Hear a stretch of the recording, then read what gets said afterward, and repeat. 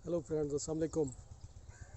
आज लैंग्वेजेस के हवाले से छोटी सी वीडियो, ज़बानों के एक दूसरे से रिश्ते, आपसी रिश्ते। तो अब फरवरी है, सर्दियां ख़त्म हो गई हैं आलमोस्ट, तो बहार आ रही है। तो अगले महीने से मार्च ऐसा गर्मी पड़नी शुरू हो जाएगी यहाँ। तो हमारे यहाँ सब कॉन्टिनेंट में, पाकिस्तान में और इंडिया में मच्छरों का मौसम होगा जो मलेरिया फैलाते हैं। तो मलेरिया ये है लैटिन, ये बना है मैला और एरिया, यानी बैड एयर, बुरी हवा, गंदी हवा, मैल, मैला। तो ये जर्मनी में भी, जर्मन लैंग्वेज में भी मल, गंदगी को कहते हैं। तो हमारे यहाँ पंजाबी सराइकी में भी गंदगी को मल कहा जाता है, गिलाज़त को, और उर्दू और हिंदी में इसे मैल कहते हैं। एक रंग, मिट्टी मैल जैसा रंग, मलगजा, और एक कुछ चीज़ों से जो मिल के जहाँ कुछ गंदी चीज़ें आपस में मिली हुई हों उसे कह देते हैं मलगोबा, जो असल में है मलगोबा। और गोबा जो है वो गोबर से, मल और गोबर। और मल हिंदी में जो जानवरों के, इंसान का भी शायद जो एक्सक्रीटा हैं उनको भी मल कहते हैं। तो और इसी को आप देखा, जो लोग गार्डनिंग करते हैं हमारे दोस्त, उन्हें मल्च का पता होगा।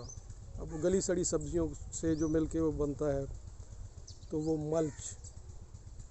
तो मैला, मैल, मल, मल्च, वो सभी एक ही रूट है उनका।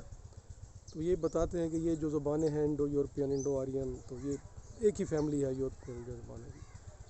अच्छा, और इसके अलावा एक है, हम कहते मलना, जो उसका मतलब होता है रगड़ना। तो वो क्योंकि रगड़ के मैल निकालते हैं तो उससे वो मलना। जब एक बारिश के लिए इस्तेमाल करें मल्हार, तो मल्हार यानी मल को धोने वाली, मैल को साफ़ करने वाली। जब मलने से मुझे याद आया कि एक पर्शियन में भी, फ़ारसी में भी है मालीदन, मलना या रगड़ना। और उसमें एक होता है गोश माली, जो अक्सर आपने जो उर्दू की हिस्ट्री की किताब में, उर्दू ज़बान में, उसमें अक्सर आपने पढ़ा होगा कि जनाब फ़लाँ बादशाह ने बागियों की गोश माली के लिए एक लश्कर भेजा। गोश और माली, गोश का मतलब कान, माली का मतलब रगड़ना, मलना, तो मतलब उनको सज़ा देने के लिए। तो एक यूफिमिस्टिक फ्रेज़ है, हालांकि वो तो गर्दनें उड़ाते थे। जब मैं सराइकी में मैं अक्सर जहाँ सुनता था, मारने को कहते थे, मारने के लिए, पिटाई करने के लिए इस्तेमाल होता घुसमाली डेवण। तो मैं ये घुसमाली क्या है, जब मैंने इस पर गौर किया कि ये असल में ये गोश माली, कान मलना। अच्छा, बात शुरू हुई थी मलेरिया से, और मलेरिया फैलाते हैं मच्छर। तो इस मच्छर को रशियन में मच्छर को मच कहते हैं, मॉस्कीटो अब यूरोपियन ज़बानों में, और हमारे यहाँ मच्छर। और मक्खी जो इसकी दूसरी एक बहन है, जो वो भी बीमारियां फैलाती है। मक्खी संस्कृत में है मक्शी, और ये फ़ारसी में है मगस।